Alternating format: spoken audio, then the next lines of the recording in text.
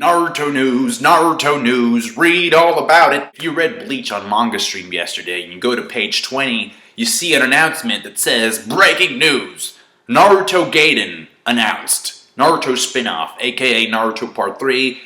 You know, it's the new generations. Anime News Network has reported on this as well. The miniseries starts April 27th. Next month. Actually, a month from today. How do you feel about this? Do you think it's going to be like Dragon Ball GT all over again? Like, you know, people saying or praising DBZ, and then when it comes to GT, it's like, it's okay. I went through the exact same thing with Legend of Korra. People praised the shit out of Avatar The Last Airbender. Then when it came to Korra, the first season was good, and then after that, it's like mixed opinions all over the place. I think people in general appreciate the new content, but there's always a part of them that is saying, I'm not really sure that we needed to have this. Personally, I'm really excited. It's like, it's fucking Naruto. And we kind of already knew that it was going to be about the new generation. I mean, because that's basically the purpose of 700. 700 it's an ending chapter, but it's also a setup chapter for the adventures of Little Bolt and Salad. Speaking of which, do you think there's going to be some romance between those two? Like, you know, because of all the hate that Kishimoto received because of a certain couple that didn't come true. Grandpa Naruto, we finally got ourselves an Uchiha and Uzumaki baby. Just like you and Sasuke wanted. Bullshit aside, I really do want to see Salad activate her Sharingan. That'd be fucking boss shit. A female with a Sharingan. Actually, I think the Uchiha who invented Izanami happened to be a female, according to that anime episode where Itachi explains how Izanami came to be. That wasn't really canon, though. But anyway, so yeah, this story or this mini-series is probably going to set up the Bolt or the Boruto movie that's coming up in August. On to some Naruto Hiden news. I actually have to thank Altair Stark for this. Thanks, buddy. The Kakshi light novel has been translated in its entirety. Link in the description. It's a Reddit post. And you may not remember this, but I actually covered like the first couple of chapters. I thought the story looked really fucking cool and promising. I just haven't had time to read it because I have very thick things to read for school. I have articles and chapters, like real chapters, not a manga chapter. And then yesterday people were spamming, and they're still probably spamming my Tokyo Ghoul review, saying that I should read the manga. So which is it then? You want me to read the Naruto light novels or the Tokyo Ghoul manga? Like, I don't think people realize how much time it takes actually, like, read your stuff, get your shit together, and make a video about it. Like, it's really time consuming. Let's be honest. As long as you get the videos, that's what a lot of you care about. You know? Do you care about me as a person and whether or not, like, I have, like, fucking 8 assignments due the following day? Probably not. Some of you might.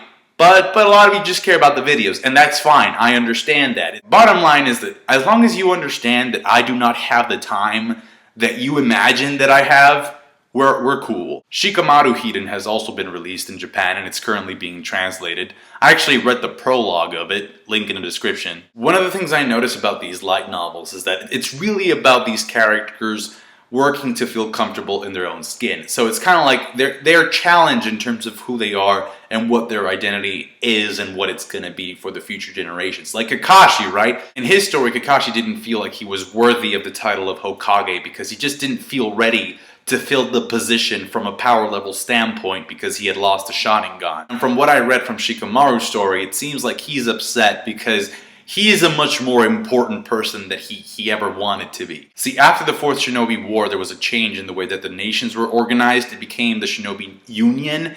And, you know, they're still different nations. It's just that, you know, they're a lot more friendly to each other and there's a lot more cooperation. So Shikamaru, his role as an advisor is to see how to allocate certain shinobi, certain resources, so that everything works and flows properly. It's just that that's way too much work for somebody like him. Like, he always thought of everything as troublesome, and now it's like, oh man, like, this is just way too much. But Shikamaru never really wanted any of that. He just wanted to live an average life, you know, do an average job, get an average woman, have an average family. So his inner struggle is about, you know, him wanting an average life versus also knowing that he's the best qualified for the job. Like, he's the best advisor there is. There's a part in the prologue where you kind of get to see his thoughts, and he kind of resents Team 7. Not really resents, but it's like, so these people have become celebrities. Like, Team 7, you know, like, people just, you know, they think they're fucking gods and shit. And Shikamaru's like,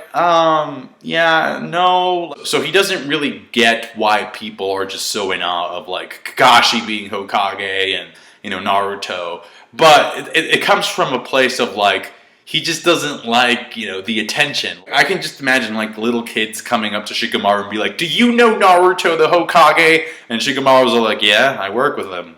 What about it? He just eats ramen all day. The prologue for Sakura Hiden is also available. Let's read a chunk of it and see what it reads like. And then, when the battle ended, Sasuke-kun left on his journey. I had said, what if I said that I wanted to accompany you on that journey, Sasuke-kun? He responded, you have nothing to do with my sins. Until next time, thank you. He had tapped my forehead. Until next time, thank you. I often repeated those words within my chest, even with the sensation of that tap. From you're annoying to coming as far as until next time. When I think about that progression, somehow my heart becomes warm. Sasuke-kun, where are you right now? That's the thing about writing, you know, it just really allows for you to get into these characters' heads and just, you know, it allows for very extensive internal monologues. And judging from what I just read, like you can tell, it seems like she's using her fingers every night. And I think I read someplace else that her struggle is also about like feeling a little bit jealous about what Naruto and Hinata have. Because now that Naruto and Hinata are pretty strong, you know, they're together now. It's like, it's obvious that you compare what other people have to what you don't have. So she obviously misses Sasuke a lot. Now, we already know that she's going to end up making a pretty good-looking salad with Sasuke, but, I think it's going to be kind of like a Pirates of the Caribbean thing where Orlando Bloom can only be on land like every like decade, every 10 years to see Elizabeth, except, you know, Orlando is Sasuke and Elizabeth is Naruto. That's it for me. Thank you so much for watching. Like the video if you did. I know we also have a new anime opening coming up pretty soon next month, so I can't wait to see that. Subscribe to my channel. Catch you guys later. Bye.